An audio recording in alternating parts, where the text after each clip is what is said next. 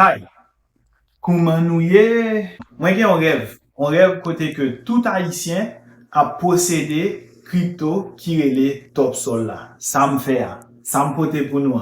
Je vais montrer comment pour qu'il on boost électronique qui t'a recevoir ou à partager adresse publique ou avec moi comme sous tes bons numéro de téléphone nous. Et puis je vais montrer comment moi-même m'a voué tops pour kembe à fort, serré à fort et puis garder ça qui va le passer. À l'aise. Topsol, c'est compagnie mère qui fait TOPS. T-O-P-S. TOPS, c'est un Network Layer 3. Li bâti en bas technologie yorele Base, qui c'est un Network Layer 2, qui bâti en bas un network yorele Ethereum, qui c'est Network Layer 1. Aspect technique sa yo, pas intéressé nous jodi a. Mais faut que nous songe. TOPS, c'est sous base li fonctionner. Li bon pour moi averti nous tout, yon boost digital dans crypto, ces affaires crypto seulement ça régler. Avant ou ka fait rien la donne, faut qu'on mette yon ti valet la donne pour l'activer. Nan ka pa nou an, yon ti Ethereum Base, même pour yon dollar, assez pour faire toute transaction ou ta reme fait pour mezi kob ou choisi ya. Ou gen doit mande yon moun voyon ti ETH pour activer boussoua, kon sa ou ka vendre ou bien voyer crypto fait sauveler. Mais pour grand moun tête ou nan crypto, faut qu'on ouvri yon compte nan yon échange. Échange c'est deux séries de plateformes qui permettent moun acheter et vendre crypto à dollar. Nous-mêmes Topsol n'a travail pour ou capable faire avec good là. Ça, c'est causé en l'autre temps. Kounia, nous pral focus sur boost électronique Base là. Entourer les base pour plus facile. Comme base là, c'est Coinbase qui crée li fait sens pour ces boost électronique Coinbase là nous servi. Pas confondre boost électronique avec échange. Échange là c'est exchange là, c'est Coinbase qui est en exchange côté que ou pral obligé faire compte pour ka mette kob la den retirer kob la den faut qu'on vérifier tête tout. Boost là pas besoin qu'une vérification. N'importe moun ka voye pour la donne ou ka fait sauver la donne sont pas identifiés ou. Ouf! Bagay yo pas simple. Alors qu'il est nous pral apprendre 1. Qui jan pour nous créer un nouveau boost électronique Coinbase avec application mobile yo. Li pas difficile, tout ça besoin faire c'est aller dans search ou, écrit Coinbase Wallet et puis kose Apple, kose Google ou download application et pour ouvrir après ça cliquer sur create wallet. 2. Qui ça qui ont recovery phrase? Ça vle di, ça l'utile pour qui ça li important pour qu'un bill. Recovery phrase là, c'est password boost là. C'est premier bagay y a mandé pour serrer le wap créer boost là. Rale plus mou écril serrer ça bien. Li permet tout entrer dans boost là pour ka faire transaction. Avec li ou ka ouvert boost là sous n'importe plateforme qui compatible à boost ouvrir. Qui donc c'est bagay ou serrer bien ou pas partager ça avec personne. Si ou perdul, c'est dommage parce que personne pas ka dans ça et comme qui la donne après bloqué pour toujours. N'importe qui moun qui t'a gen accès à recovery phrase ou ka fait salve avec boost digital ou. Donc li recommandé pour bien serrer li, soit ou mettez dans un password manager, soit ou écrit pour serrer le bien, on côté glo pas affecté, du feu pas affecté parce que sous perdul Coinbase ni personne pas ka faire rien pour. Application Coinbase lan permet tout backup recovery phrase ou soit dans iCloud, soit dans Google Drive dépendamment de son servi. Ça c'est si ou son moun qui technique Parce que sou pa fò nan sa, pi to ekri l'on ti papye, ou ekri l'on ti kane, ou ekri l'on kote, ou serre l'on safety deposit box, parce que j'aime dou lan sou perdul, personne pa ka edo.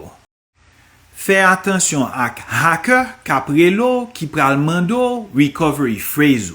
Si ou deside opsyon ekri l'an pou ka serre la, Coinbase Wallet lan pral mando en konfirmasyon pou make sure ko ekri l'byen. Aplikasyon ap servi avèk jan ou lok aparey wa pou l'sekurize ou tou. 3. Coinbase fò kado yon Web3 ID.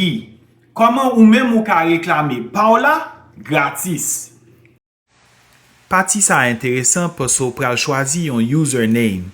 Se Ethereum Network Services ki ofri ou servis sa. Username sa util le wap mande yon moun voye ou on kripto. Ou pa oblije fel tout suite, men lo fin fel ou pap ka chanjel. Si ou vle moun kapab jwen boussoua online, mette yon check nan ti boîte la. Si ou gen tan gen yon .i ou swa yon INS ko ta remen utilize, suive instruksyon yo pou ka servi avèl. Et finalement, 4. Ki jan pou recevoir kripto nan nouvo boost ko kreye a. Soit pou kolekte NFT, soit pou pose aksyon sou Web3, soit pou achete ou transfere kripto, ou bezwen yon ti kripto pou aktive network ou vle aji sou liya. Si ou pa ka fe yon kont sou Echange Coinbase, gen lot Echange ou ka eseye, tankou Crypto.com, tankou Binance, kote ou ka achete kripto a $. Si ou pa kapab fe yon kont sou Coinbase ou bien nan lot Echange yo, ou pa gen le chwa, fòk ou ta jwen non moun ki ta achete l pou ou, epi li voye kripto a sou wallet ou a. Sa vle di. Topsol sou Ethereum. Men se pa n'importe Ethereum, se Ethereum Base la. Li pa difisil. Tout so bezwen, se monte sou site internet topsol.biz. Lo entre nan site lan, ou pral navige ontikal pi ba, pou ka wè tout informasyon bezwen sou token nan. Sol so bezwen, se adres kontra token nan. Sou base. Sou base la.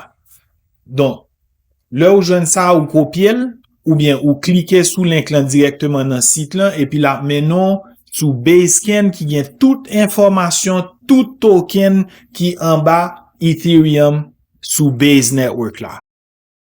Une fwa ke boost lan gen anti Ethereum Base la den, ou gen adres kontra token ou vle achete a, kounya se mette ki pri ou vle achete pou li, make sure ke ou paste li nan search lan lelman do ki token ou vle achete, la montre top sol la.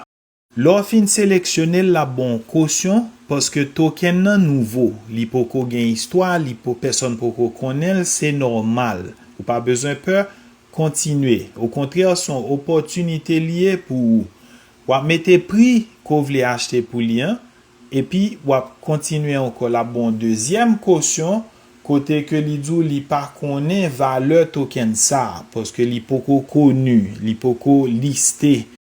Gen sa yorele slippage. Plus token wap trade la volatil, plus ou mette l'wo. Wap gade wap we Coinbase, gen fi ke ou paye li, an tops pou fe transaksyon. Wap gade ou gen network fee, sa se Ethereum wap paye pou fe transaksyon. Pri wap gade a, gen an tan d'expiration, chak 30 secondes, li renouvle. Ou verifiye tout informasyon, lor pare, ou swap. Epi that's it, ou gen tops ou ou achete tops, bravo! Kom toujou, se ton plezi pou mte prezante nou video sa. Gen pil term teknik, se pa la bagay la fini, fon al fè devwa nou. Avantaj ki gen avèk video sa, se ke mwen montro koman pou trade tokens. Lo ap trade tokens, gen plus volatilite, gen plus risk, gen plus chance pour faire gros reward. C'est ou qui pour faire devoir, c'est ou qui pour aller faire recherche pour qu'on qui ça va acheter, qui ça va vendre. Parce que ça m'apprend nous là, c'est pas top sol seulement qu'a favel. Tout le monde pas qu'à faire l'argent. Pour yon moun faire l'argent, faut l'autre moun perdre l'argent. Donc, si nous faisons devoir nous, n'a kon comment pour nous prendre disposition, nous n'a pas prendre ça que le trading pour nous trade avec principe. Si nous appréciez la vidéo, pas oublier bam yon like, checker belle là et puis séparer avec moun nous connaît qu'à intéressé.